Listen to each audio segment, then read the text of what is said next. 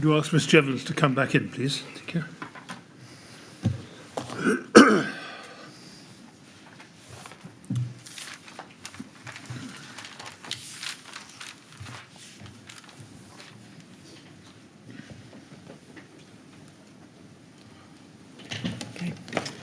Right, Ms Jevans, ready to carry on? Yes. Yes, thank you. Yes, Mr Kinnear. Thank you, sir. Ms Jevans, before the break, we were considering an email you received from Andrea Newton from the Lancaster West Residents Association. If we could go back to that email, which is at TMO 100-26082, and page 2 on that chain.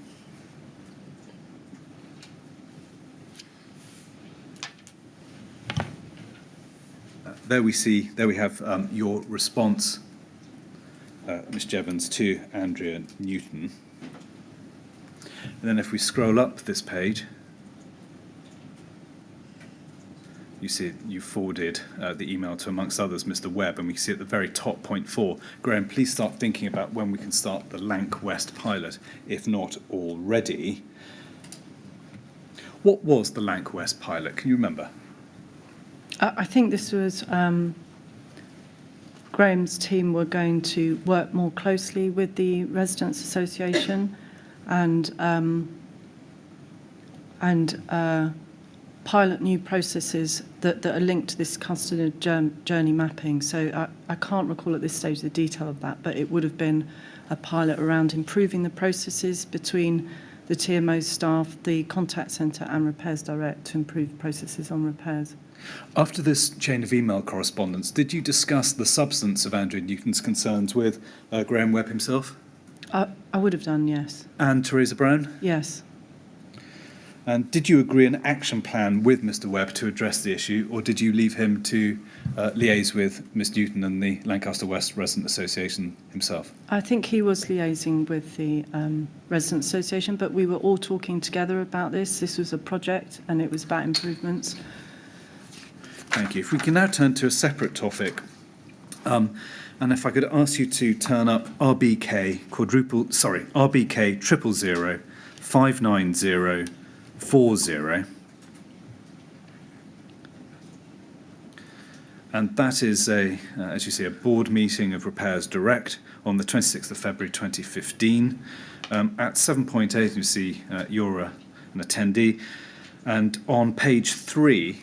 And at item 7.8, it is minuted that Paul Jevaux informed the board that a health and safety review which had been undertaken highlighted the gaps to be addressed by the company, and measures were being put in place to handle issues like asbestos in the workplace for operatives being sent into homes with asbestos exposure. Paul Jevaux reassured the board that an action plan was in place to manage the gaps and that progress against the plan would be regularly reported to the board.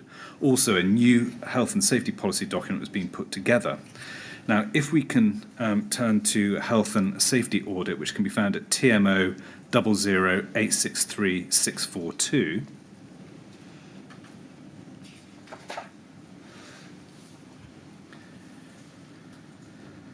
And now this is referred to in the previous minute and was carried out by Rob Anderson of RHSS Limited in December 2014. Can you remember receiving this report? I think I will have done. I can't specifically recall it now, but I would have done. And would you have read it too? Yes, thanks. Now, if we can turn to page 5 in this document, you'll see in the bottom half of the page the audit is divided into 11 parts, with each receiving a score. And we see that the overall score was 40 out of 100. And if we turn to page 10 within this report, and if we look at health and safety arrangements under the heading Requirements, which is bottom half, there we go, it says health and safety management must come from the top of the business down and then back up again. Excuse me. The policy statements are statements of intent signed off by the person ultimately responsible for the health and safety of the business. Health and safety is a business function that needs constant attention, and the structure should reflect this. The health and safety policy is best summarised on the HSE website. It should clearly say who does what, when and how. The current policy does not do this. Now, thereafter, there are 5 actions, and at TMO if we go over the page to 11, you'll see scores are given of 2 out of 10 there. Now, if we go to a separate document, if we go to TMO 00863652,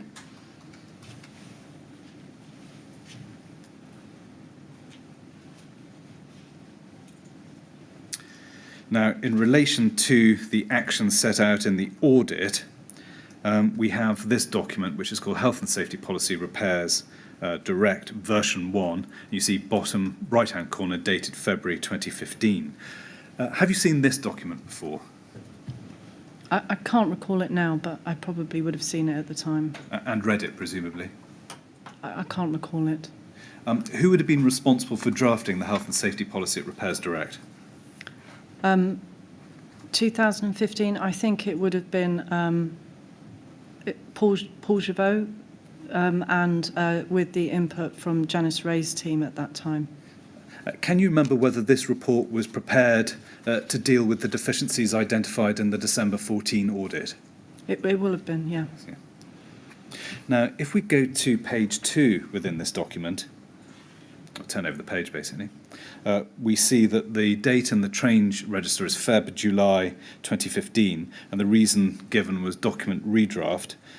Can you remember whether this was circulated to Repairs Direct staff once it had been signed off? I expect it would have been, but I wouldn't have necessarily known that. I think Paul Jevans would have taken responsibility for that. And would the latter date of July 2015, would that indicate when the policy was formally adopted and rolled out? From this, it looks like that, yes. Now, if I can now, apologies for jumping around documents, if I could now turn back to the 2014 audit, and in particular TMO 00863642.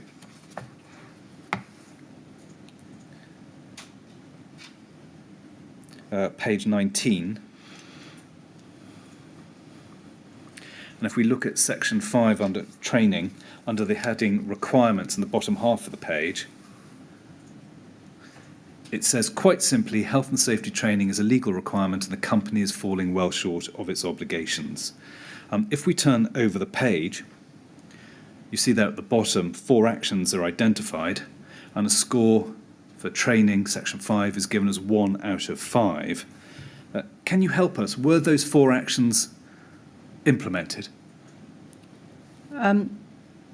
I think this is better answered by the MD, but from a board perspective, we were very keen to make sure that the health and safety requirements were fulfilled in Repairs Direct. So I assume that this would have been completed. But you can't say. I can't say confirm for sure. No.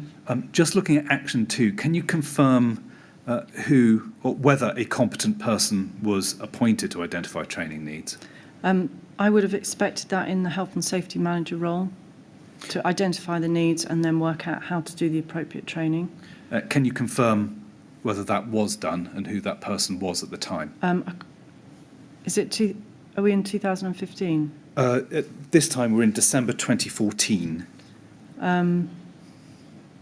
Sorry, I can't recall who it was at the time. Sorry. Now, if we can stay in this document but go to page 27, we have section 9, fire protection and prevention. And under observations, it's recorded that fire awareness training has not been provided to operatives. It recommended fire awareness training be provided to all staff. Can you confirm whether or not fire safety training was provided to all Repairs Direct staff or not? I can't. Going back to your previous question, I think it was Michael Lyons at this point in time, and so he would have been working on this. I can't recall here today the answer to your question, and this would have been also in the remit of Anthony Parks to oversee this element of work.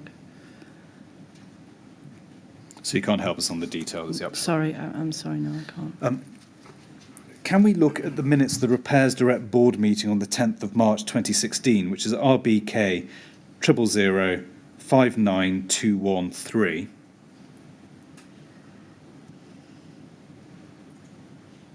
Now, chaired by Barbara Matthews, you attend. You're the third attendee identified there. And if we can turn to page 3 and item 8.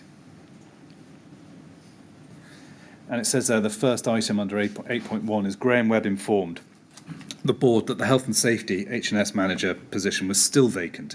He explained that the delay to recruit for the H&S manager had been the need to fully ascertain the business needs and also build plan for accreditation on various ISO schemes before recruiting for a suitable candidate.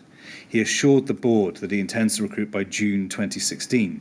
The board was assured that the risk had mitigated by ensuring that all workforce are fully trained on H&S issues on that role. Now, at that stage, were you concerned about the absence of a health and safety manager at Repairs Direct? I think it was really difficult to recruit health and safety managers. That was our experience. Can you explain why? Sorry to cut across you. I think it's a difficult role, and there just simply aren't that many applicants, and so it's quite a specific area, particularly relating to responsive repairs. So I think we found it difficult to recruit. And from this note here, our MD is giving the board the assurance in the interim mitigation actions. The minute noted in that final sentence that all workforce had been trained on health and safety issues. Can you remember what detail had been provided to give the board that assurance? I can't remember the detail at the time, no, sorry. Can you remember what the phrase fully trained on health and safety issues on the role actually means in practice? Well, it would have been all of the areas that the Repairs Direct operatives are responsible for in terms of health and safety. So things like manual handling, working at heights, those types of areas. Can you remember whether fire safety would have been caught by that? I would have expected it to have been included, yes. Okay. Now, Repairs Direct recruited a health and safety manager in November 2016, Sharon McInnes. Did you have any role in her recruitment? I don't think so, no. Not that I can recall. Before she was recruited, who was responsible for ensuring that Repairs Direct discharged its health and safety obligations? If there were a gap, I would say the managing director. And before that, I think it was Michael Lyons. Now, Sharon McInnes prepared a health and safety management system gap analysis in February 2017, and that can be found at TMO 100016214.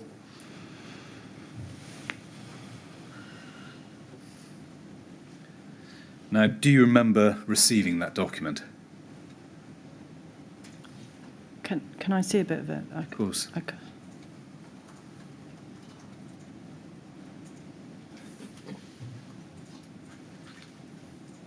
I could well have done it. I'm sorry, I can't recall today looking at it. But if you had received it, would you have read it? Yes, I would have done.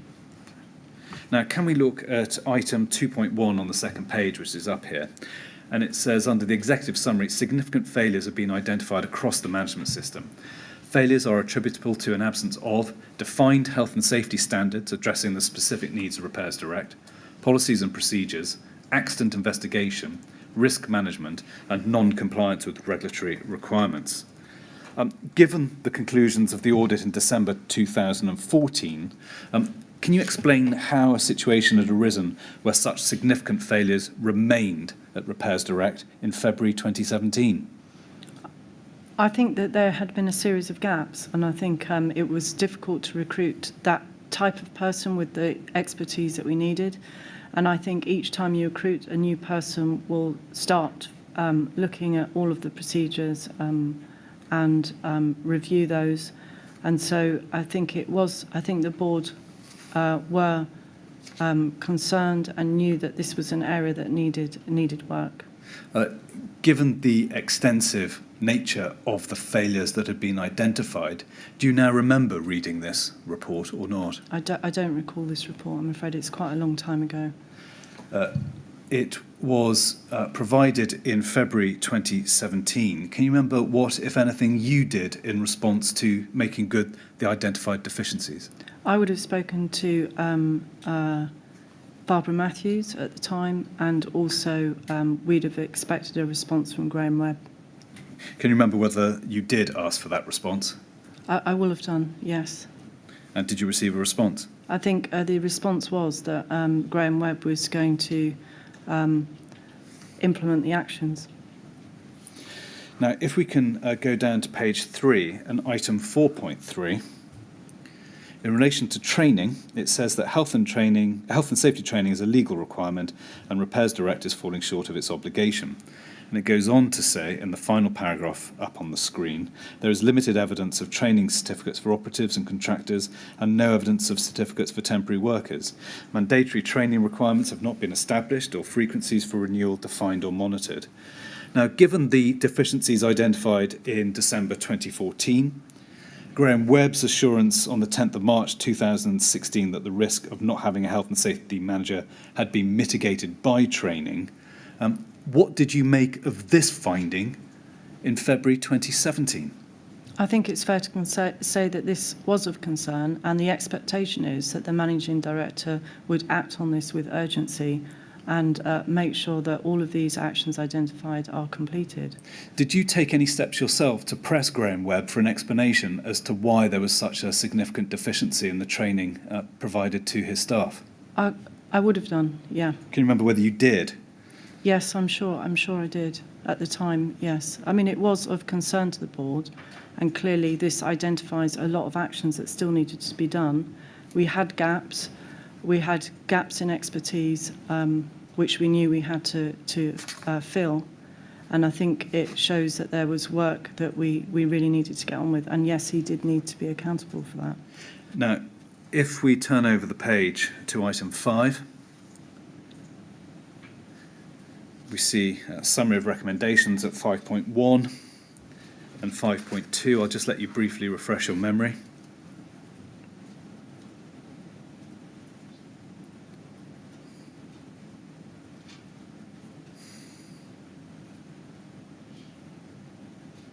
Yeah. Now, can you remember whether any of those steps were actually taken? Preeminently, the development of meaningful, quotes, KPIs. We did have a suite of KPIs, and I think it needed to be expanded to include some of these elements. And I think this is, if I'm right now, 2017. February 2017. So it will have been in development. I can't say how far for sure in my recollection that we got with these elements. Okay, so you can't say one way or another whether these actions were fully completed. I would assume at that point they were completed, but I can't say for certain. Okay, it's only an assumption. Yeah. And can you give the panel any assistance to whether regular compliance audits were carried out after February 2017? Yes, I think they did set up a process for compliance audits and taking a sample and looking at the processes. You say, I think. How certain are you? It's a long I can't recall. I can't recall for sure, I'm sorry. Now, we don't need to go to it unless you need to, but in her statement, Shannon McInnes said, at paragraph 16, this: I cannot recall the specific actions taken following production of my report. I did not feel health and safety was a priority at Repairs Direct. This was one of the reasons why I eventually left. Health and safety concerns were more talk than action. Do you agree with that pithy assessment of health and safety at Repairs Direct? I mean, those are her words. I'd like to think that that wasn't the case. I really don't think it was. And I think that she would probably be referring to management within Repairs Direct. And obviously, my role was sitting on the board, and the responsibility for making sure this was in place sat with the MD. But having said that, our overall culture within the organisation and our intentions were not that, and that we were focused on trying to get it right. So it is disappointing to hear that. But don't you think that the findings of the December 2014 audit, when you're looking at what was found in February 2017, significant deficiencies still existed? Isn't there some truth, however hard to swallow, in Shannon McInnes's criticism that it was all talk and no action at Repairs Direct in relation to health and safety? I think they are her words, and I think that from my perspective in my role, I had a very broad remit, as you've heard, and we were trying hard to make sure that these gaps were filled. And we've done a number of audits, so we were trying to find out what the issue was and put things right. Now turn on to coordination with TMO on health and safety, including fire safety. If we could turn to TMO 008444151, and these are the minutes of the TMO Health and Safety Committee meeting on the 31st of July 2015. Now, you didn't attend, but it's recorded in item 11 on the 5th page. And in the second sentence, that Barbara, presumably Barbara Matthews, advised that we should have common policies and procedures for both KCTMO and RD, and that Janice should have audit rights over RD's health and safety systems. Do you recall what common health and safety policy and procedures existed at this time, so July 2015, between TMO and Repairs Direct? No, I think this would have been an area more for Barbara and her team. What's the date of these minutes, sorry? These minutes are the 31st of July 2015, so Right, not that long okay. after Barbara Matthews joined the TMO. Yeah. Can you remember whether Janice Ray retained audit rights over Repairs Direct health and safety systems? I think she did, yes. From that, can we take it that she exercised those rights? I'm not sure I could be clear on that, sorry. I Is can't that something recall. that Janice Ray rather than you? Yes, yes, it would be, sorry.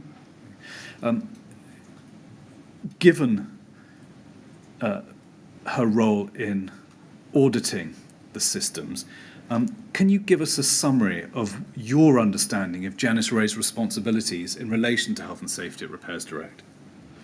I think from this minute, the suggestion is that they align, that the policies and procedures align.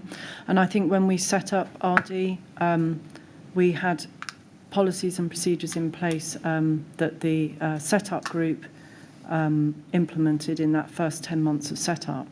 And so I do think there were probably two sets of procedures, and this point is making sure that they are aligned correctly, and that Janice's role, to answer your question, was an oversight of that alignment process.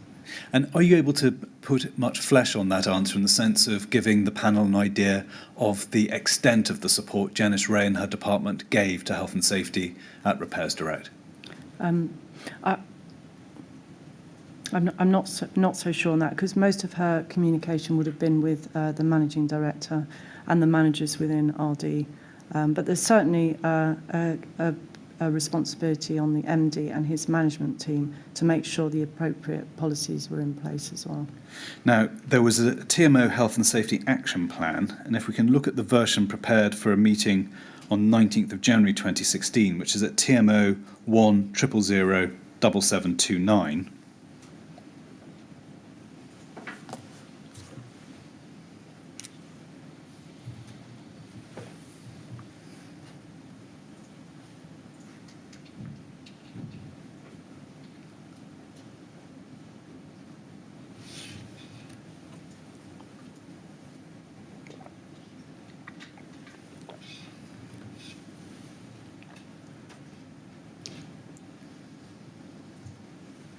Thank you. And if we could look at row 13 and reference A5, column B, it contains the action continue to work with, and looking at the left-hand column, continue to work with A&R and RD to ensure the fire safety firmly embedded in all work. And then reading rightwards across to column E, it says, met with RD Health and Safety and impressed on him the importance of ensuring jobs are made good to fire resisting standard. Now, this action, or substantially similar terms, was contained in the action plan for all TMO Health and Safety Committee meetings between November 2014 and June 2016. My first question is this: were you aware of the Health and Safety Action Plan? At the Health and Safety Committee? Yeah. Yes, I think we did have an action plan. Yes, I was aware of that. And were you familiar with this particular action, namely to embed fire safety in all work? Yes, yeah. Can you give us, mindful of your management role over assets and regeneration and your board membership of Repairs Direct, can you assist with what work was done, quotes, to ensure that fire safety was firmly embedded in all work? I think that if you look at the work that we undertook around training, that was an important aspect, so that staff were aware of their responsibilities. That was one element. In terms of our contracts, we needed to make sure that our contractors absolutely were held to account on health and safety and followed the right procedures. So there was a whole piece around procurement and our contract management. And then the third element, I would say, as an example, is our systems that are in place for tracking and monitoring and making sure that we are able to hold individual staff and teams to account on making sure they complete that work. So there were several streams to that, but by way of example, those are three of them. Now, bearing in mind your role as the Executive Director of Operations at TMO and your role as a board member of Repairs Direct, what was your understanding of Repair Direct's role in reducing fire risk and assisting the TMO to comply with its fire safety obligations? They had an obligation in terms of the responsive repairs, and so they needed to absolutely meet the turnaround times on actions, so they needed to be able to respond within the timescales to the right standard and to the right specification on fire safety issues. Now, I want to turn to minutes of a meeting of the Repairs Direct Board on the 10th of March 2016, which can be found at RBK 000059213.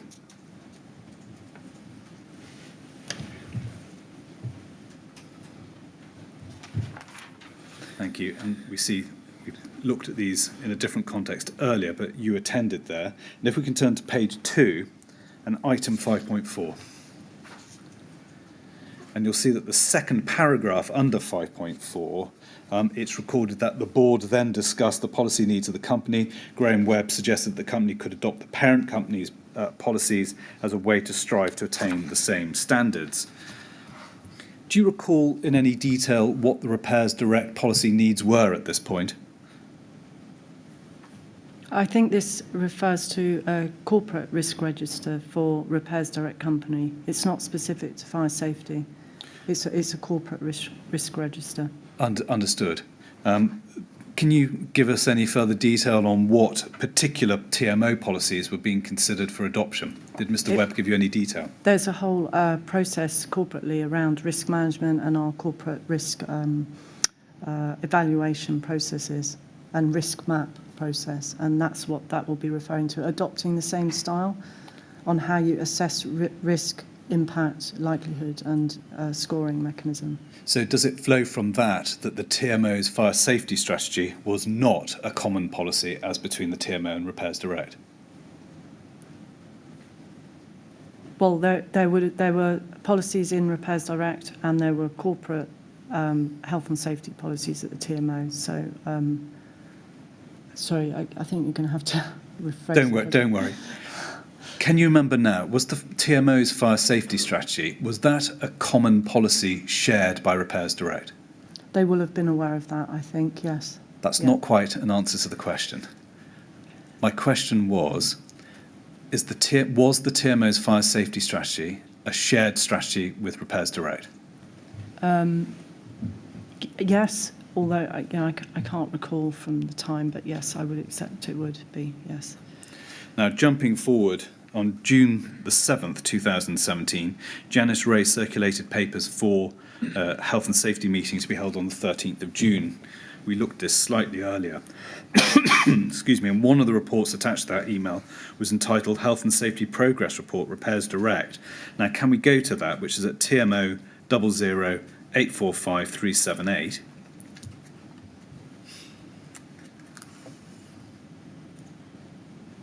Now we see at paragraph 1.1, it lists various health and safety procedures and states that additional operational procedures that are needed to ensure proper health and safety compliance will be required. And we look at 1.2, records that a general health and safety policy specific to Repairs Direct had been drafted. Can you explain why a new health and safety policy specific to Repairs Direct was prepared in 2017? I mean, I think this is trying to reflect the nature of the work in Repairs Direct and make sure that the right policies are in place. Was this an action flowing from Shannon McInnes's gap analysis? I'm not sure on the timing, but I would assume so if it follows from the gap analysis. And at paragraph 1.3, it refers to 2 operational procedures adapted from existing TMO documents. So that was the guidance on risk assessment and the TMO accident reporting procedure. Can you help us? Is that a comprehensive list of the health and safety policies for Repairs Direct as at June 2017? I would have expected there to be more procedures there than's listed there. Because to the lay eye, one assumes there would be more specific policies dealing with fire safety systems, fire doors, alarms, and the rest of it. Would you assume that those existed? I would expect so, yes. And again, I would expect of the Barbara Matthews at this time to have input through the board, RD board, on guidance on this. Can we now look at the backlog of general responsive repairs and reporting performance? And can I ask you to turn to RBK 000-59052?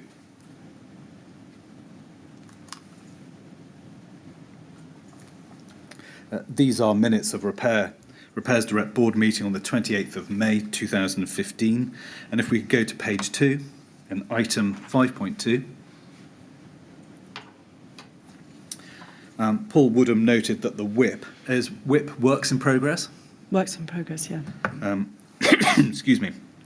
As at 31st of March was at 1,942 and aged WIP at 961. He wanted to know if there were any plans to reduce WIP and aged WIP. Paul Jevans responded that the level of WIP at year-end had been higher and had reduced by 1,500 jobs. Additionally, there are plans to reduce WIP details, of which he would give at a later date. Paul Jevans reiterated that the acceptable level of aged WIP was 40 to 50 jobs at any one time. However, if there is WIP in the system beyond 2 months, there should be a report which details and justifies why exceptional WIPs were in the system. Now, were aged works in progress those outside their target date for completion? Can you remember now?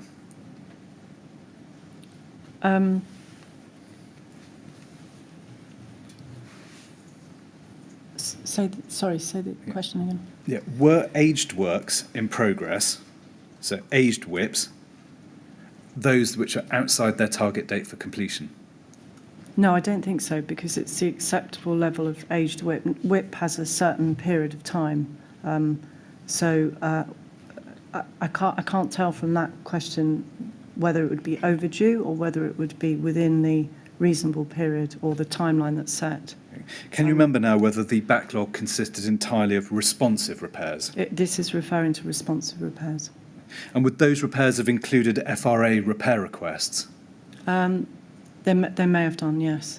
And presumably it meant they would also have included fire safety measures such as flat entrance door repairs? Yes. Would you have been able to identify that level of detail from the information provided by Paul Jevans? Not at this board level. But I know that there was a lot of discussion around the FRA actions and focusing on that, and they had a specific project to focus and dedicate on the FRA actions at one point in time. And did the work of that project involve identifying the types of actions that needed to be done? It will have been, yeah. You say it would have been, was it? Yes.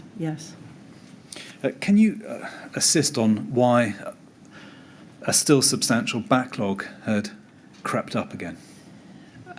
So, I mean, just to put context here, we were doing 30,000 jobs a year. So if you have a period of sickness or a change in management or a problem with materials supply or a subcontractor whose performance starts to deteriorate, all of those outstanding repairs can build up really quite quickly. So it could have been any number of those reasons that was happening, and it was a constant process of keeping on top of those issues. Were those reasons, rather than looking at it in abstract, were those the reasons for this particular backlog? It would have been. It would have been, or it was? It was. Now, did Mr. Jevans produce a plan for the board or indeed any other body to set out what he was doing to reduce the backlog? I'm not sure if it was a specific plan, but all of those items are, and in my experience across my different job roles, those are the types of things that you will need to focus on to get a whip down. Okay. So he would have had a plan with his managers underneath him that details those sorts of elements. Okay. Again, you've said would have. Can you confirm whether he did or not, or is it outside I can't your confirm, knowledge? but I would say at this board level, our expectation was that the managing director would be expected to manage that level of detail within the organisation and experienced enough to know that that was the type of work that he had to put in place to get this whip down. At this stage, so this is May 2015, Ms Jevans, did you or Barbara Matthews, for want of a better phrase, eyeball Mr Webb and say, what are you doing? What's the detail of the measures? And who, are you cracking the whip, for want of a better phrase? Yes, we'd constantly have discussions about the challenges around getting responsive repairs and whip down. Yes, I did. Can we now turn to the minutes of Repairs Direct Board meeting on the 17th of September 2015? They can be found at RBK 000 59195.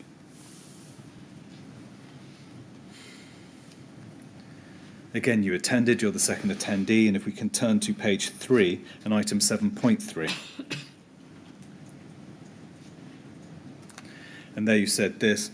It's recorded that you said this. Sacha Jevans questioned the level of work in progress jobs and what was being done to reduce this. Rupert Bowler noted that the team were looking at the historical jobs currently at 2,300 to review the position, and it was agreed that between the finance team and the management team, the jobs would be reviewed and reduced where possible. In addition, it was agreed that the work in progress reporting would include an aged analysis to enable the board to understand if the jobs were current or historic. Paul Javot also confirmed that his team were looking into the systems processing of those historical jobs. Apologies for asking a sort of technical question first about classification, but were historical jobs the same as aged jobs, i.e. those outside the target date? No, I think historical jobs refer back to items that are quite a long time ago, and that they needed to go through a process of making sure they were actually relevant still, because sometimes the jobs had been completed but they hadn't been closed out on the system, and the administration of that hadn't been done. So it might not have been an actual real job, and that's what historical job is. It might have been something that's been done and completed, but there's no record of that, and so you'd have to go back and check and verify that there's nothing outstanding, and then close it out on the system. Now, the historical jobs had more than doubled from 961 in May 2015 to 2,300 in September 2015. Do you know why that increase had happened? From this minute, some of that will have been the administration, I think, and the issue of closing out jobs and the record keeping process. Other than that, it would have been the number of other issues that I've already talked about. And in response to your prompting, was a system put in place to prioritise the clearing of those historical repairs at this stage? Yes, I think so, yes. And thereafter, again in response to your prompting, was an aged analysis of works in progress provided to the board so that they could monitor progress? I can't recall, but I assume so. Now, can we turn to an executive team meeting on the 24th of February 2016, which is at TMO 00840516.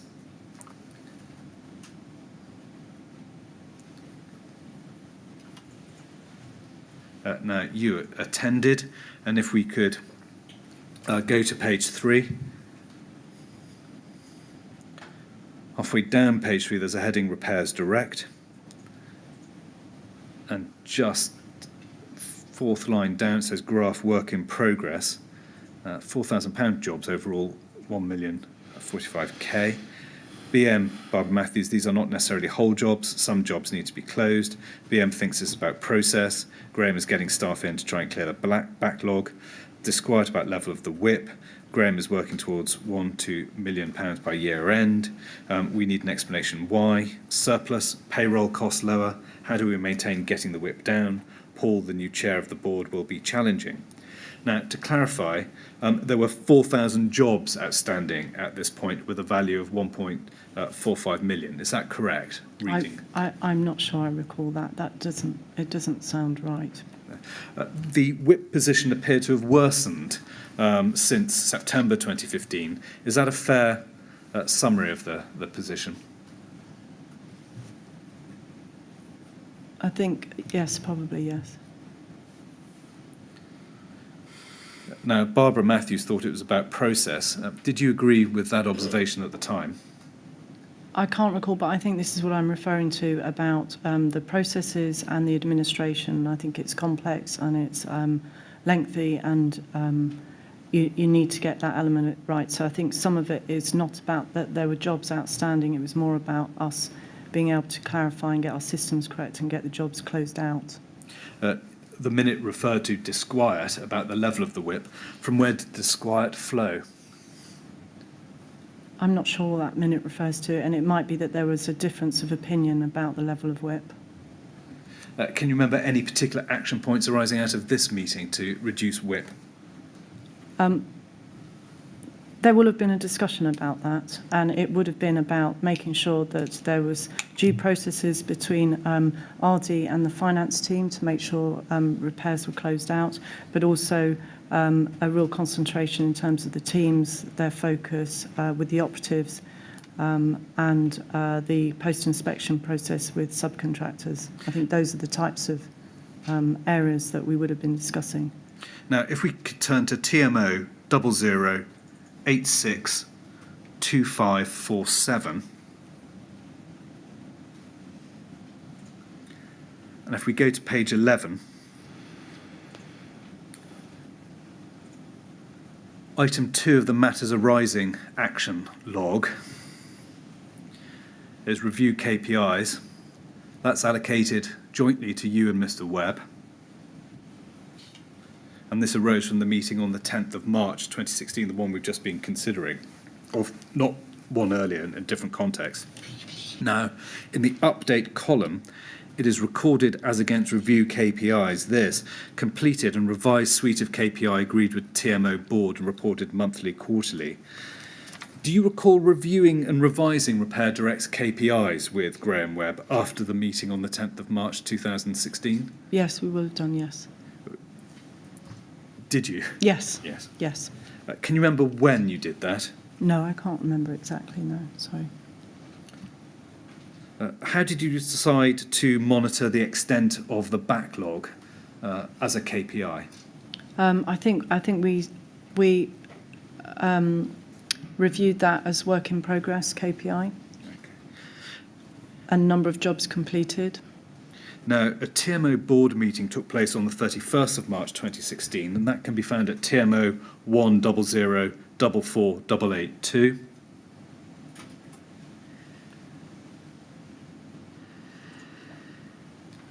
And if we can go to page 9, item 14, it explains there that the KPIs have been reviewed and a list of proposed KPIs is included in Appendix B. And if we can go to page 17, we'll find Appendix B, which is confusingly entitled Appendix 2. But nonetheless, this sets out the proposed KPIs for Repairs Direct. Now, does that reflect the work upon which you'd been involved with Graham Webb? Yes, those are the sort of standard KPIs that we would use to monitor the repair service, responsive repair service. Now we see on the left-hand side, the second box below the title Responsive Repairs, Repairs Direct, it says average days to complete a responsive repair was added as a KPI, and percentage of non-emergency repairs completed in target was removed. Can you explain the rationale for that decision?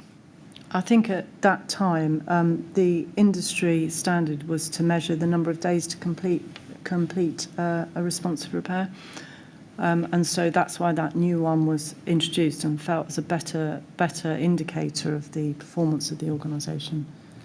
Given the chronic nature of the issue regarding a backlog, why was the volume of outstanding repairs not the subject of a KPI? It will have been in detail within Repairs Direct, I think. This is just the board level KPIs. And can you help us as to why at this stage no KPIs were concerned with health and safety performance? I think, again, I'd expect that KPI within the organisation at a more detailed level. And what we're looking at here is a board level overview of the key KPIs that you'd expect to see to enable you to understand whether or not Repairs Direct is functioning as an organisation and performing. So, and this, I would say, was at the time very standard for the industry. And that was my experience of running responsive repairs. So you wouldn't ordinarily at board level have, 30, 40 KPIs. It wouldn't be appropriate. That's the level of detail that you'd expect the teams to be doing. And that's even in circumstances where a backlog of repairs had been a chronic and long-running issue for both the TMO and Repairs Direct. The backlog was being discussed in the narrative of the meeting, and it would have flowed through into the average days to complete a repair. And there's no KPI here for responsive repair FRA actions either, is there? Not specifically And for here. the same reason you've given earlier. But the FRA actions were being monitored through the Health and Safety Committee because that was one of the key elements of our oversight at that committee. It just doesn't feature in this board level indicators. Did you or Mr. Webb consider proposing the number of incomplete repairs as a KPI? Not as I said, I don't think, not at this level. I think that was being measured as part of the WIP, and that would have been looked at closely within the teams, the Repairs Direct teams. And is the same reason applicable to a decision not to specify the age profile of outstanding repairs?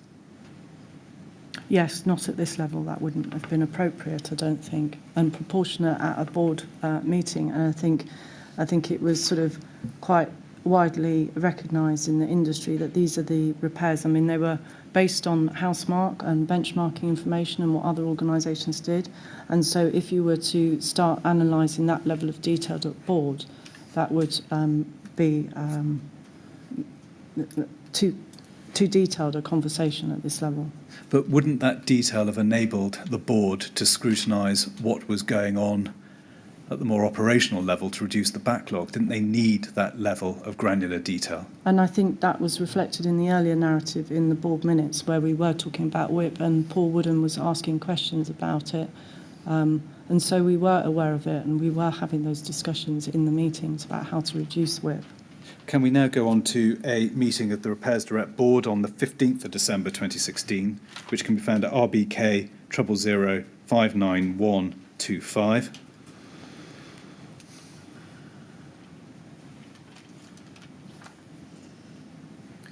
Now, you gave your apologies. Would you have received and read a copy of the minutes in due course? I would have received them, yes. And read them? Yes. Could we turn to page 2 and item 5.3? And it says there, work in progress was within target. An aged analysis of WIP by job profile was agreed to be brought to the next meeting. It was confirmed all jobs outstanding for June 2016 would be cleared by the end of 2016. Can you help us with why an aged analysis of works in progress by job profile was requested at this meeting? Was that as a result of concerns regarding the backlog? Yes, it would have been, yeah. And if we go now to RBK 000 60148,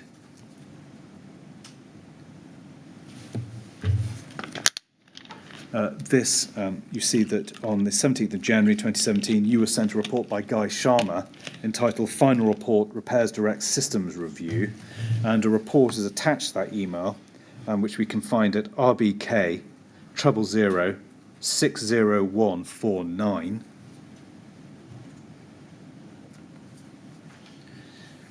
And if we go to page 4, we can see that the outcome was satisfactory assurance, identified by the green circle in the top third of the page. Did you read that report? Yes. Could we turn to page 9?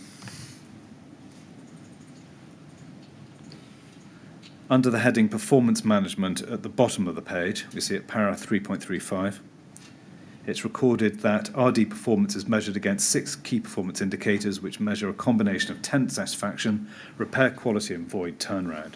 Audit confirmed that KPI are compiled independently of RD by the KCTMO performance manager using data provided by RD. Now if we turn over the page to 3.36, it sets out to whom KPIs were presented. Now, the KPIs being used at this point, is it fair to say didn't capture the full extent of the backlog, given what we've already discussed? I think it's measuring. It's not necessarily measuring. The KPI isn't measuring backlog. It's measuring performance of the repairs service in a way that we've just seen. So, did you discuss the backlog with Guy Sharma for the purposes of him preparing this audit report? He would have had more detailed discussions with the MD, not myself, on backlog, I don't think, Okay. and details of that. I wouldn't have discussed that with Again, is it the your auditor. assumption that those meetings took place, or can you confirm that they did take place? Meetings around the audit, Yes, between Graham Webb and... they would have taken place if the auditor will have spoken in detail to the managing director and managers within his team on that level of detail. I don't think he wouldn't have spoken to me about WIP and how we manage that and KPIs as such.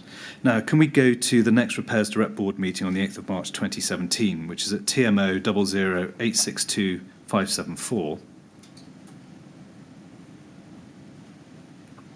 And remember, you asked for an analysis by age of works in progress.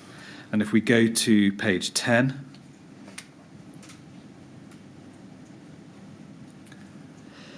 now this is an analysis. Sorry, if you just decrease it again, we see at the bottom of the page, that was prepared, it would appear by Mr. Webb for the board on the 6th of March 2017. Now, do you remember reading or considering those bar charts? I can't recall it now because it's a long time ago, but we would have read it, yes. Or I would have read it, yes. Can you help us with the methodology as to how the data was collated? Does each column show the number of repairs logged in a given month which had not been completed? I can't. That's a level of detail that would have been worked out through the performance team within the TMO and the staff within Repairs Direct. Okay. Now, bearing in mind that answer, can I now turn to a separate document, which is minutes of a meeting on the 8th of March 2017, and that can be found at TMO 00894-303.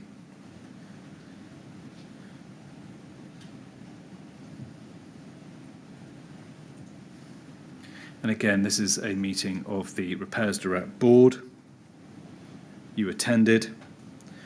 And if we could turn to item 3.4 on page 2.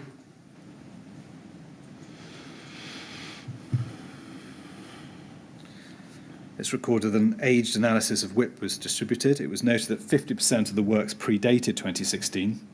There were a number of complex leak repairs. In view of the MD, it was not an unusual profile for a business like RD. The committee discussed the target WIP and the number of jobs this equated to in value. It was noted that the automated system would assist. However, this was not fully complete, as there was a coding issue IT were as yet unable to resolve. It was agreed that this issue would be reported back through the MD's report. Did you agree with Mr. Webb's view that that was not an unusual profile for a business like Repairs Direct? I think the board were expecting him to have the experience in this area.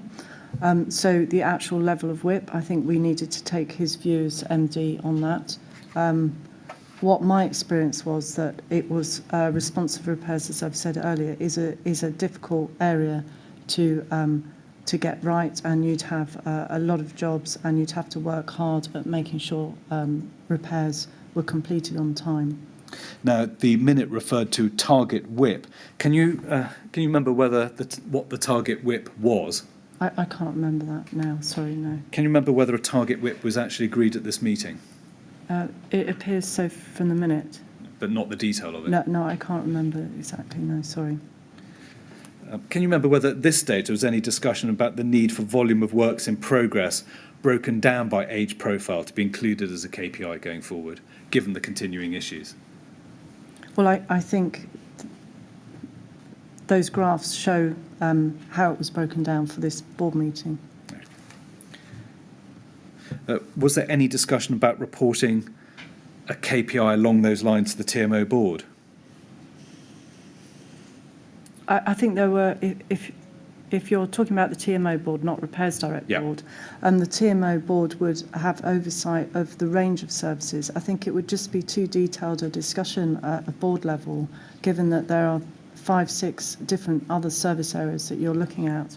So I really think the TMO board would have expected to delegate that responsibility and that level of detail down to the Repairs Direct board and the company itself. I think they would have wanted to see the higher level performance, not the detail around WIP.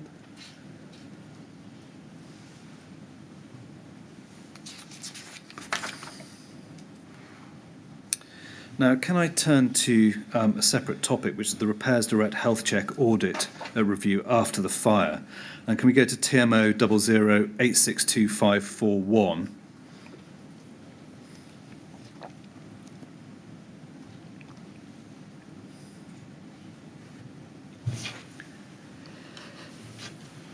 Now, this is an agenda for a board meeting on the 18th of January 2018.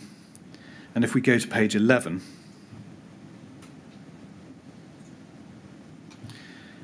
and we can see, as against OP 05 in the far left-hand column, it's recorded backlog of repairs dates to January 2017, total number 5,400 jobs.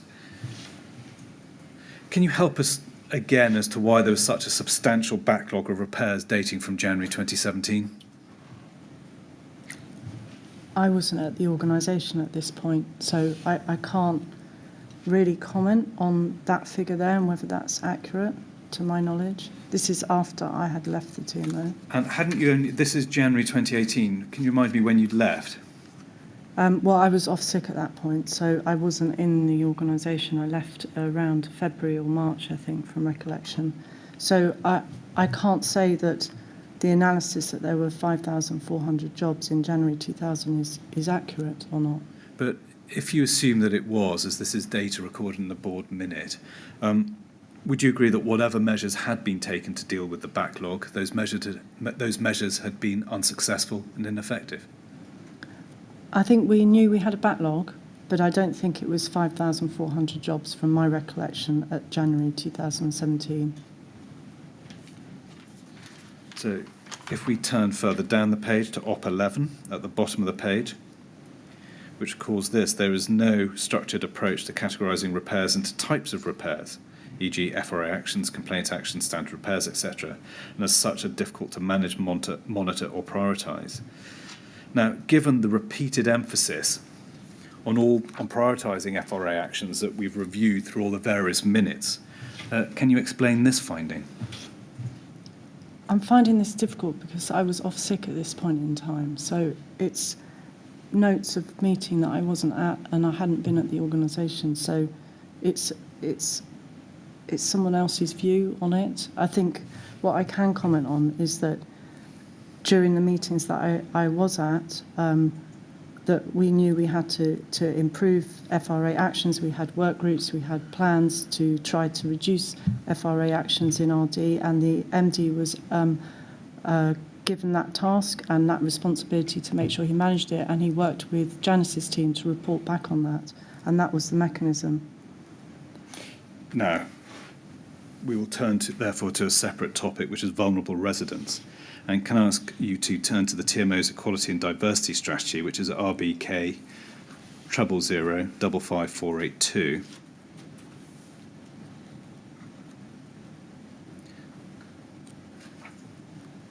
If I could ask you to turn to page 4.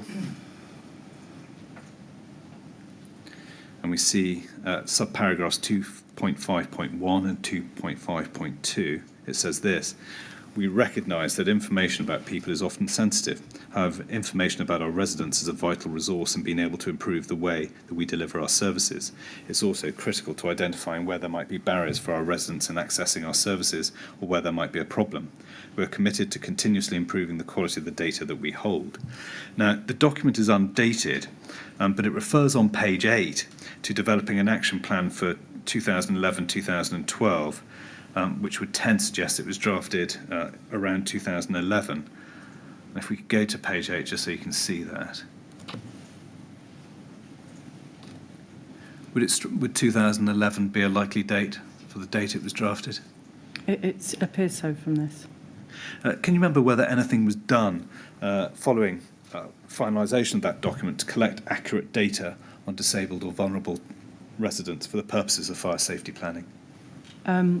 I think this was an area of responsibility in the policy team, so I'm not sure I can answer that question. This was work undertaken through Yvonne Birch's directorate, from my recollection at this time.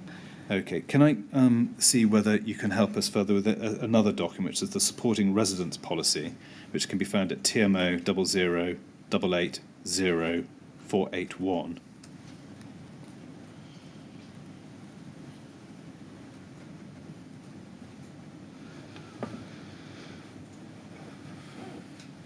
As you see from the top operational date, April 2016. Are you familiar with this document? Yes, I have seen this. Were you involved in any way in the commissioning, writing, or sign-off of this report, of this policy, rather? No, this was, again, drafted through Yvonne Birch's policy team with input probably from the housing management team and sheltered housing team, so Teresa Brown and Hestia Grenfell. And are you in a position to assist the panel as to why, following the recommendation in 2011 that there should be an action plan dealing with equality and diversity, why nothing had been put in place until 2016? No, I think this was an area that was covered by the corporate policy team reporting into Yvonne Birch. Staying on this page, under the section entitled Background and the third paragraph there, it says this: the Supporting Residents Policy is designed to ensure that we identify those residents who may need additional support, record what support is needed, deliver it where we can, and help to ensure that we work with any relevant agencies and make referrals to them where necessary. It also aims to make sure that in an emergency, relevant residents' needs are prioritised wherever possible. This document policy is supported by a procedure that sets out in greater detail the steps to be taken. Would you agree with the proposition that the policy requires the TMO to make sure that in an emergency, relevant residents' needs are prioritised wherever possible? Yes, I think it says that in terms of emergency, yes. Now, Barbara Matthews gives evidence about vulnerable residents in her second witness statement, and I'll bring up the paragraph so you can see precisely what she said. The statement, it can be found at TMO 00873380.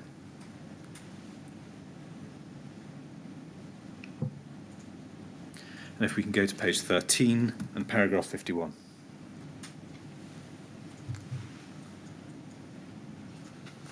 Paragraph 51 says this: I'm aware that some elderly or vulnerable residents were allocated to general rather than sheltered housing. Where this occurred, information about those residents and their vulnerabilities was collated by housing officers and input onto the TMO's databases. Now, housing officers fell within the scope of your directorate, is that right? Under the neighbourhood management team, and I would, if I could just go back to your previous question, that supporting policy, my understanding was not emergencies relating to fire safety, that was dealt with under the fire strategy. These are emergencies around housing management, tenancy management issues. Thank you. Yes, it was housing officers reported into Teresa Brown. Who reported to you? Yeah. Now, is Barbara Matthews right? Did housing officers collect information regarding residents' vulnerabilities? I think that where they had discussions with people and they were made aware, they would have collated that information. And can you help us as to on which databases that information would be stored? That would have been, to my understanding, Kpis, which was the main housing management database system.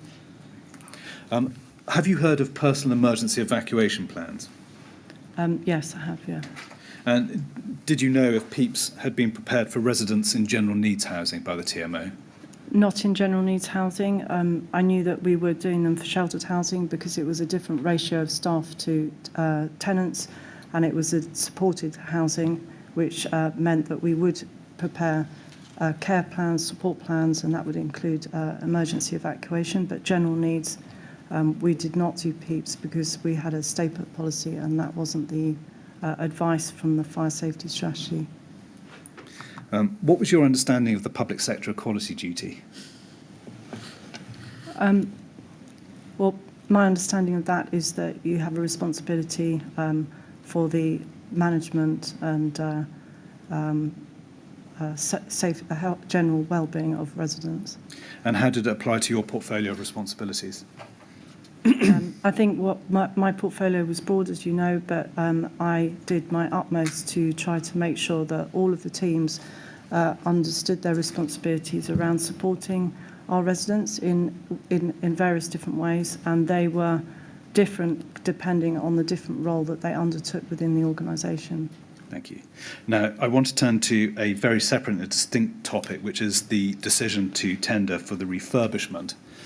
Now, you exhibit an Operations Committee report for the meeting on the 31st of January 2013 at paragraph 50 of your witness statement. And we can go back to that paragraph, which can be found at TMO 0000893 and page 9. And if we turn over the page, at paragraph 51, you say this: as stated above, the lead building contractor for the project was initially going to be a company called Leadbitter Group, who had been used by the RBKC to build the Kensington Academy and Leisure Centre. However, the cost estimate produced by Leadbitters for the project was higher than anticipated, and there were some concerns as to their expertise. Now, can we look at the section on Grenfell in the report you prepared, which is at TMO 1001974?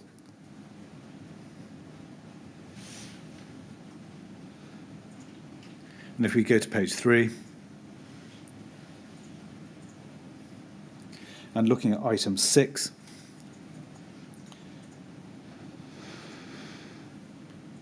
now there's no reference there to concerns about Leadbitter's experience. Can you explain why not? Which meeting was this? Sorry. If you go back to if we can go back to the start. Operation. So Operations Committee, January 2013. Yeah. Okay, so if we go back to page 3 and item 6. Yeah. Now, if there's no reference there to Leadbitter's expertise, can you explain why not? Concerns about Leadbitter's expertise. Can you explain why not? No, I can't explain why that wasn't minuted, but clearly that was an item for discussion. Okay, let us briefly go to the minutes of the relevant meeting, which is at TMO 1002631.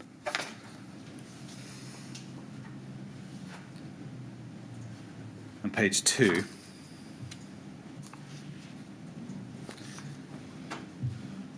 And we see at the top of the page, SJ updated the committee on the Grenfell Tower regeneration project. Principal contractor Leadbitter advised that costs are likely to be higher than the initially thought £8.5 million. This matter is in the process of being resolved, and the committee will be kept updated about further developments.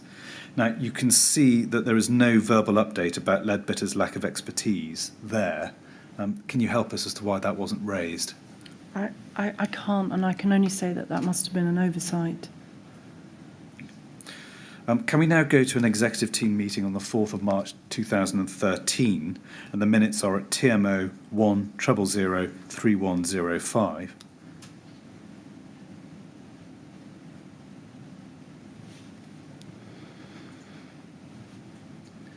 And if we look at item 1.5, headed Grenfell Tower, we expected to have a position on the way forward by the end of March, and Sacha Jevans would oversee progress because of the reputational risks with the board and RBKC. Peter Maddison had prepared 2 versions of the capital programme for 2013-14, one of which included Grenfell Tower, and the other excluded the project, which would be discussed with Steve Mellor. Can you remember now what the reputational risks of the TMO were about which the executive team were concerned? I think it was a large project, and it was the first of this nature for the TMO. The council were keen for us to complete it, and we wanted to make sure that we got it right. And obviously, you know, it was a challenging project, so it needed oversight. And was that the same reason for fearing reputational risk to RBKC? I think both RBKC and the TMO jointly recognised that this was a big project and wanted oversight of that.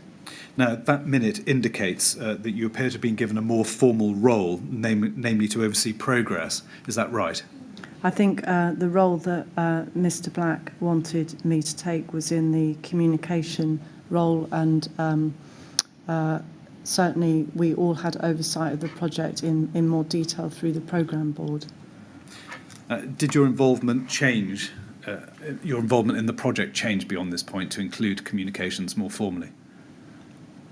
I think Robert Black, he wanted me to make sure that communication and just the oversight, the general oversight, given that Peter Madison reported into me. But I think we recognised as an executive team, because it was an important project, that we would collectively monitor that at programme board. Excuse me. Can I now turn on to a separate topic, which is the decision to appoint Ryden?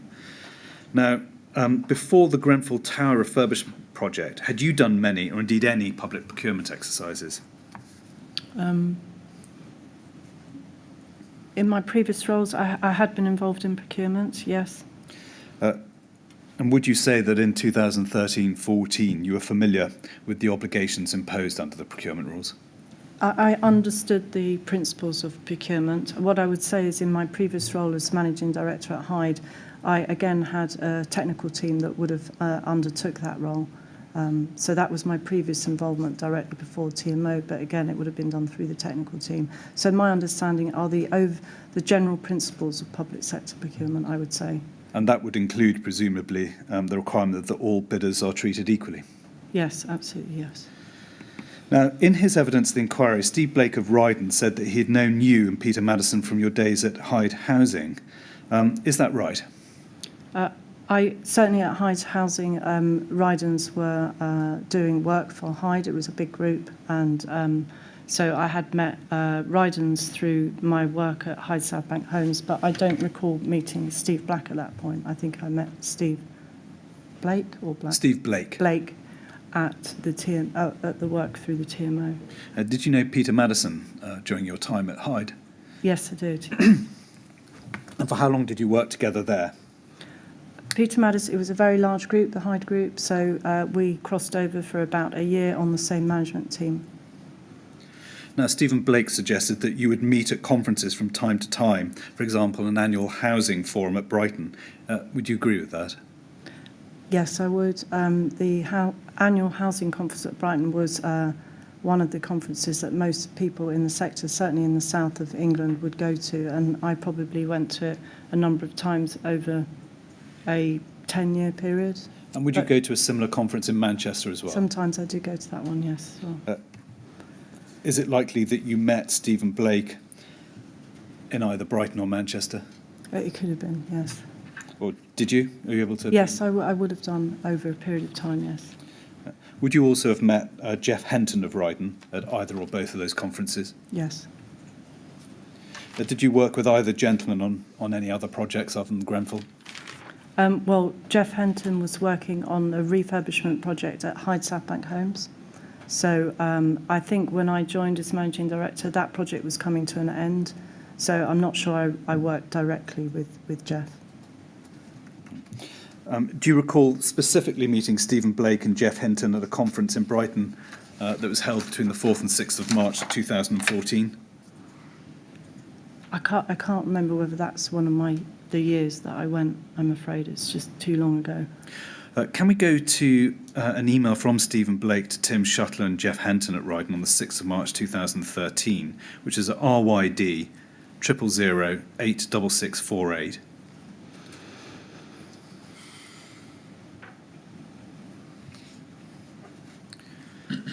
And he says in the first paragraph, at the housing conference, we had meetings with senior representatives from K&C. My opinion is that in the event that we were the successful contractor, they would have no issue signing up to a form of documentation as we suggest. Then moving down, third paragraph, we've been informally advised that we are on pole position, ours to lose. Now, it appears that someone told Stephen Blake that information at the housing conference. Would you agree? It wasn't me, no. Do you know who it was?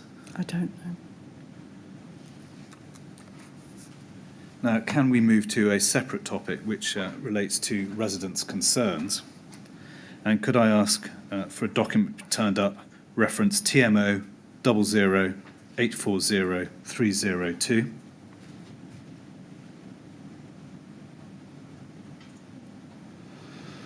Now, on the 14th of December 2015, you attended a meeting arranged by Grenfell Compact with Victoria Borwick MP, Councillor Blakeman, Peter Madison, and looking at the headings on a note from that meeting, there were 4 issues raised, and I'll summarise them for you rather than taking you through the document. The location and or relocation of heating interface units. Secondly, an independent investigation into what had gone wrong, including the effectiveness of the complaints procedure. Thirdly, the state of the building and making everything good at the end of the process. And fourthly, compensation for residents who had spent their own money making works good in their own homes. Now, is it right that you hadn't previously attended any meetings with Grenfell Compact before this one? Yes, this is the first one that I attended, yes. And had you been aware of those concerns before you attended the meeting? So I can only see the first one. I can't remember. Well, I summarise them for you. Yes, I understand that. So the one, the location and relocation of the HIUs, I know that was an issue. Sorry, I can't recall the other one. No, if we go to the second one, if we can scroll down, there you go, independent investigation into what had gone wrong, including effectiveness of the complaints procedure. Yes. And scrolling down, state of the building, were you familiar with those? Not the state of the. I think it's quite a broad one. So. That's not something you were previously aware of. No. And finally, compensation. Yes. You were aware of that. Yeah.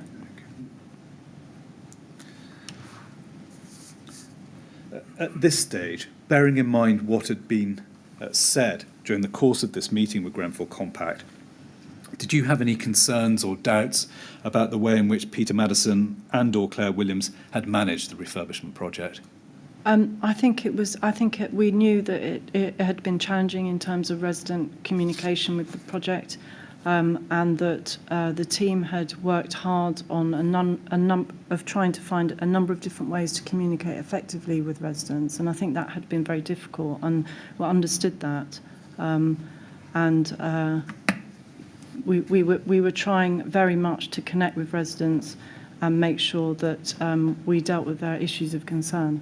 What specific measures did you initiate following this meeting in an effort to improve relations between the TMO and the residents at Grenfell? Well, I went to this meeting and we heard the feeling and the complaints, and so I said, right, we're going to door knock everybody in Grenfell Tower and really try and find out directly from every resident, or as many as we could get access to and views from, to really hear their views directly. And I felt very strongly about that and that we would do that. So I instigated that door knocking exercise as an outcome of this meeting.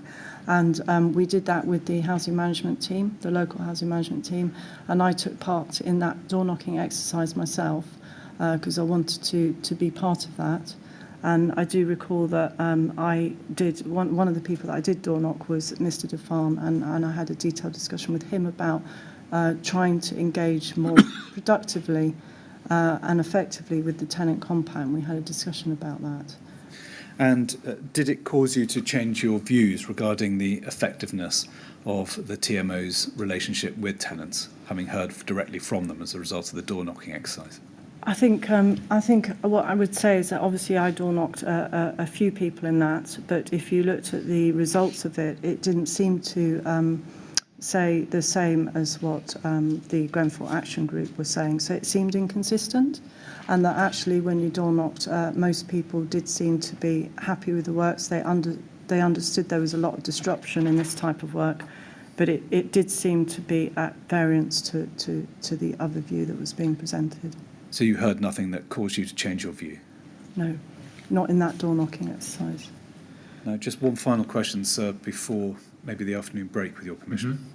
On a second point, an internal investigation, it's minuted on page 3 that Peter Madison said that the costs of an independent investigation would have to come out of the contract price. And on page 4, we can see that there was a request from someone independent of the council and the TMO to investigate the refurbishment.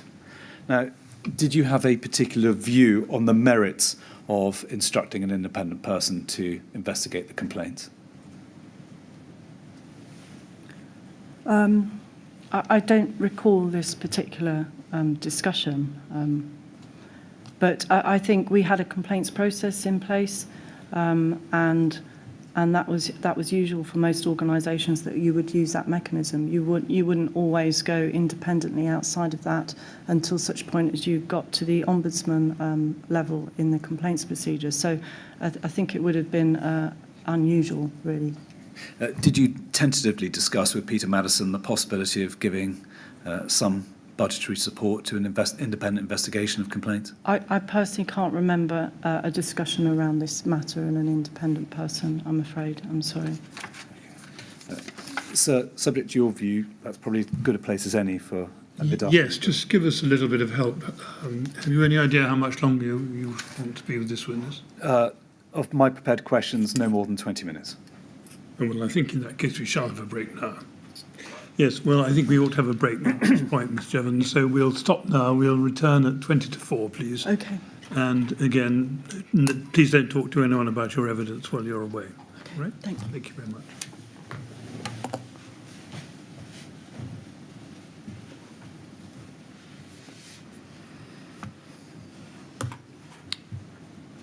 Right, 20 to 4 then, please. Thanks, sir. Thank you.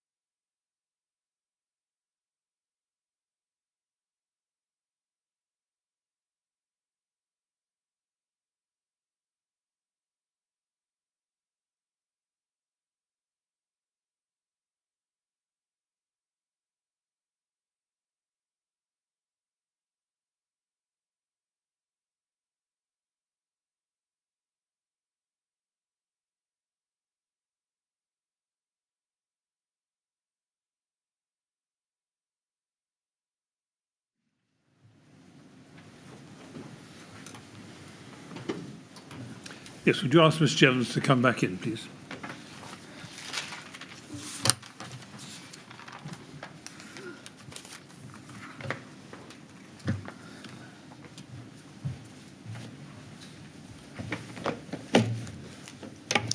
All right, ready to carry on, Ms Jevans?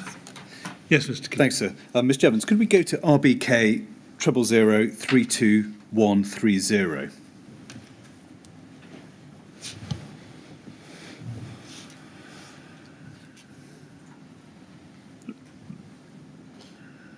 And we will see that on the 6th of January 2016, a petition was received, signed by 60 residents of Grenfell Tower, was discussed at the Housing, Property and Scrutiny Committee. Now, you attended that with other TMO officers.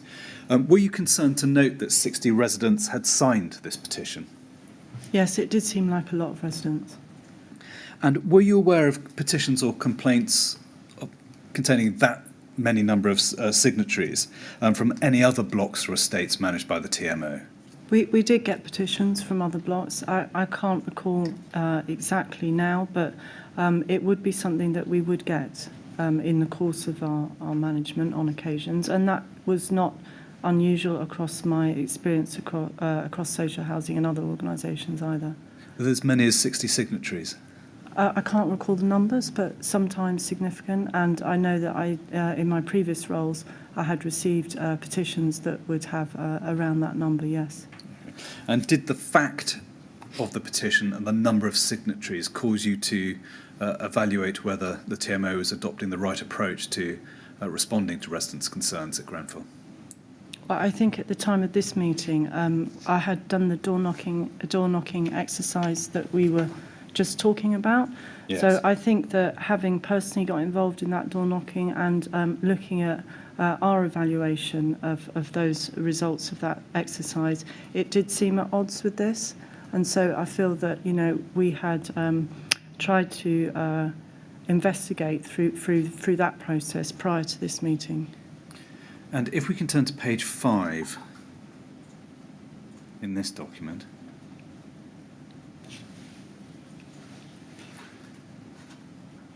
And it's probably the most useful paragraph is the one just above the new heading for A5, where the chairman agreed that a working group would be commissioned at some point in the future, but this was dependent on a number of factors, including the conclusion of existing workshops and review work conducted by the TMO. Now, can you remember, did the TMO carry out a review of its complaints procedure, or at least the application of its complaints procedure in relation to the matters raised by Grenfell residents? We did a review of the project, and the board led that. A small working group of the board led that. In terms of a review of the complaints procedure, I think that was something I can't specifically recall, but would have been in the remit of Yvonne Birch, Executive Director of People and Performance, who managed the complaints area. And can you remember whether there was any further review by RBKC conducted into the handling of complaints made by Grenfell residents? I can't remember. I mean, Laura Johnson and the team were aware of complaints, and through this Housing Scrutiny Committee, they had agreed a working group, but whether that was commissioned is, I can't recall, and is a point for RBKC, I think. Now, can I turn to a very separate and distinct, to an extent, topic, which is gasworks?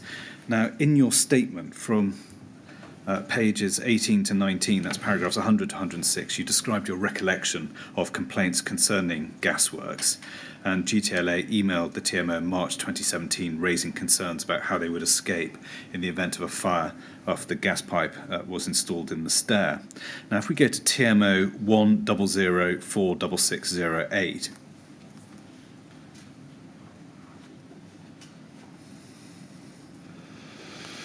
now we can see in the top part of that page that you emailed Janice Ray on the 8th of March 2017 and said, this has gone to complaints and assets will be dealing with it. Peter mentioned that Carl has done an assessment for us, ? Have you had sight of this, and are you comfortable that this is a national grid liability? Why did you not ask for evidence about how the risk to residents was being assessed and managed during the works? I mean, I think... I've written this email, but I think that that advice should have come back from either the health and safety team or the contracts team, and I was seeking a view on that. So I haven't specifically written it in this email, but I think it's implicit in all the work that we do, that we try to understand the impact. Did you consider that there was any specific risk to residents arising from the gasworks? I think we were all concerned about these gasworks that National Grid were trying to do, and that's why there was a lot of correspondence between Peter's team and National Grid and Janice's team on how best to manage it. And were you satisfied at the end that any risks arising had been satisfactorily managed? Well, I think this is I'm relying on the assessment by Carl Stokes, who is our expert in this matter, and I think that's what I was seeking here from clarification from Janice. Now, can we go to TMO 00846916, which is a further email from you on the 28th of March 2017. And if we go on to page 2, I won't go through it all, but effectively you declined the request to instruct or fund an independent adjudicator. You also said that your fire safety consultant had inspected the National Grid proposals and all issues he raised have been addressed. First of all, why did you decline to appoint an independent inspector to check the gas pipes? I think we felt that I felt that the fire risk assessor was the adequately and appropriately a qualified professional to make that assessment on behalf of the TMO, and so that would have been the normal route that you'd follow in investigating this type of complaint. Did you yourself consider how works on a gas riser might affect the evacuation plan for residents in the event of a fire? I mean, I would say that this is quite a technical point, and I think that technical expertise was elsewhere in the organisation. From my perspective, absolutely we were concerned that National Grid were doing these works and that they do them properly, and we were struggling with the authority over that process, really.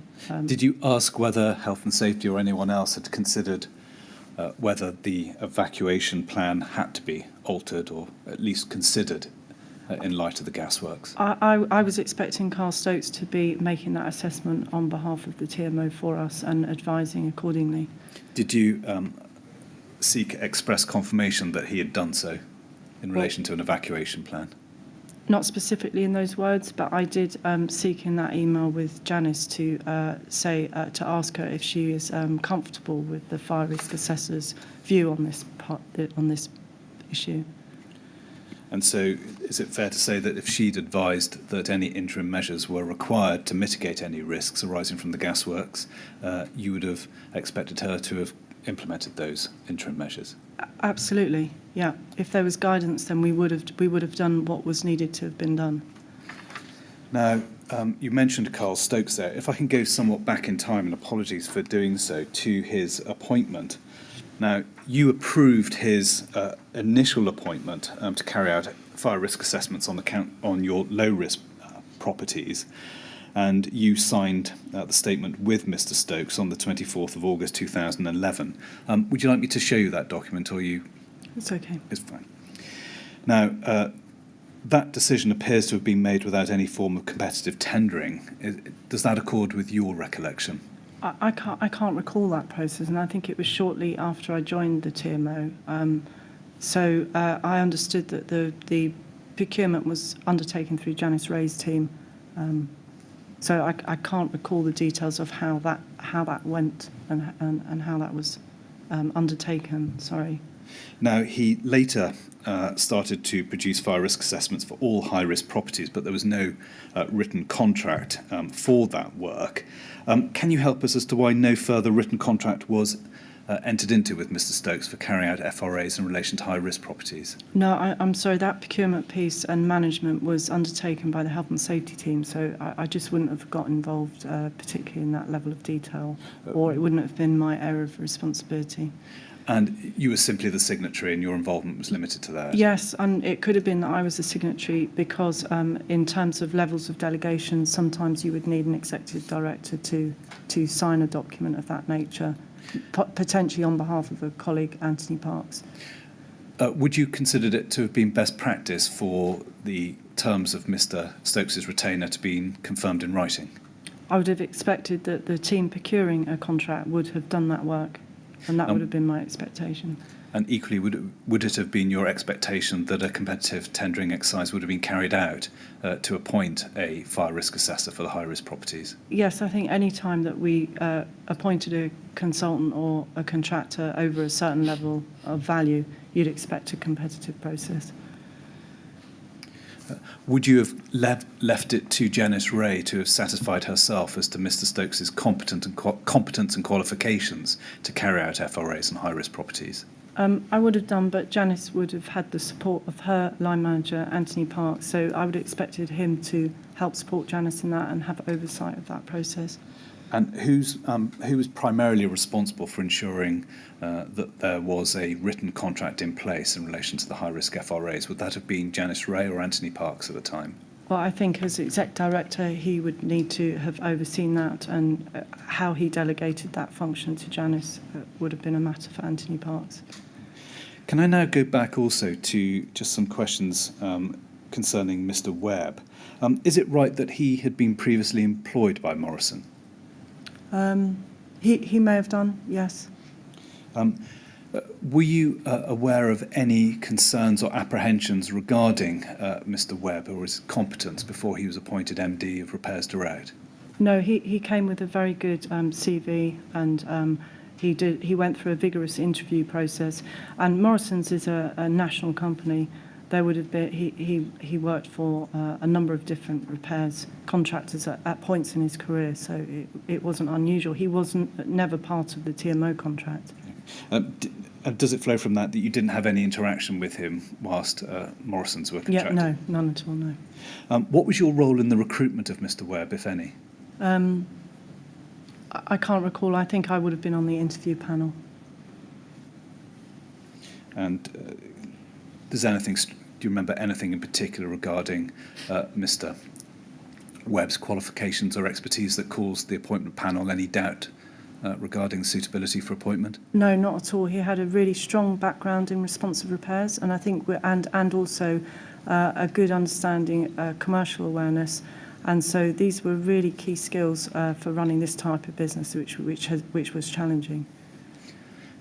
Ms. Jevans, we've come to the end of my prepared questions. It's usual for there to be a small pause where I can consider whether there's any I should have asked and have not done so. Sir, might I ask for the usual quarter of an hour? Yes. Well, as counsel has said, we always have to have a break at this point to enable him to check that he's asked all the questions he should have done, and also to see whether there are questions from others who are not in the room, which we ought to put to you. So we'll have a break now. We'll come back at 4:15, and then we'll see if there are any further questions for you then. Okay. All right? Thank you. Thank you very much. And Thank you. thank you.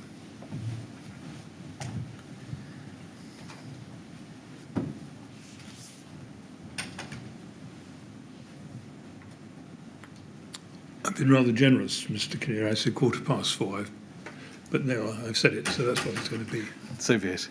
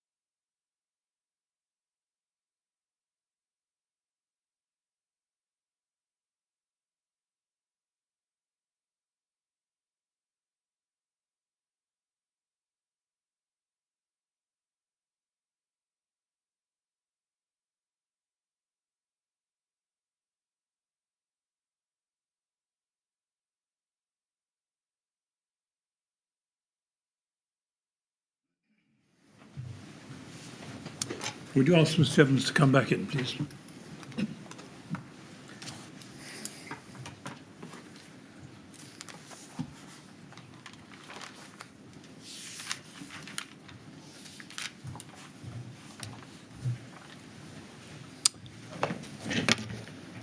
Right, Mr. Jevans, we'll see if there are any more questions we need to ask you. Yes, Mr. Kinnear. Thanks, sir. Just two. The first question relates to your role involving communications during the refurbishment project.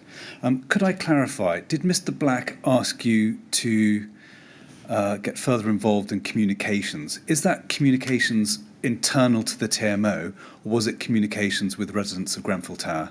No, it was more the oversight of the plan for the TMO to make sure that it was implemented.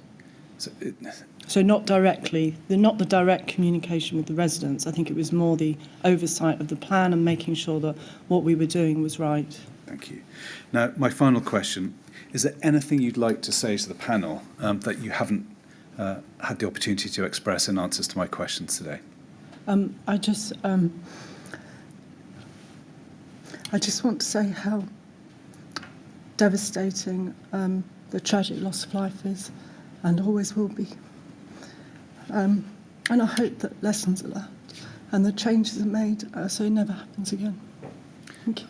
Ms. Jevans, thank you. Thanks. Sir, I have no further questions. Right. Thank you very much. Well, Ms. Jevans, it only remains for me to thank you very much indeed on behalf of all three of us for coming today to give your evidence. I'm very glad that we managed to finish your evidence today, as I'm sure you are. It's been very helpful to hear from you, and we've really benefited from that. So thank you very much. And now, of course, you're free to go. Thank you. Thank you. Thank you very much.